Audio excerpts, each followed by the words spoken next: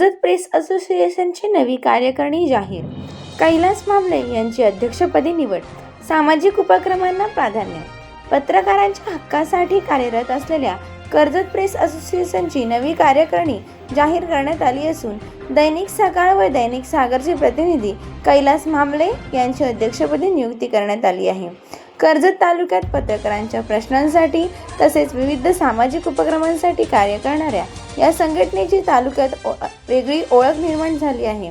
कर्जत डिकसळ येथील सागर शेळके यांच्या प्रतीक्षा रिसॉर्ट येथे मंगळवार 4 ऑगस्ट रोजी पदभार स्वीकार सोहळा व स्नेहभोजन कार्यक्रमाचे आयोजन करण्यात आले होते.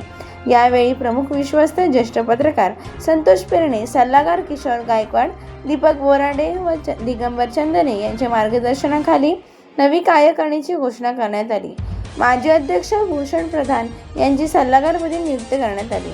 नव्या कार्यकारिणीत महेश भगत व जगदीश दगडे यांची उपाध्यक्षपदी, संदेश साळुंके यांची कार्याध्यक्षपदी, रामदास माळी यांची सचिवपदी, विजय डरवणकर यांची सहसचिवपदी नियुक्ती करण्यात आली. रोशन दगडे हे पुन्हा खजिनदार म्हणून तर नरेश कोळंबे हे सहखजिनदार म्हणून काम पाहणार आहेत.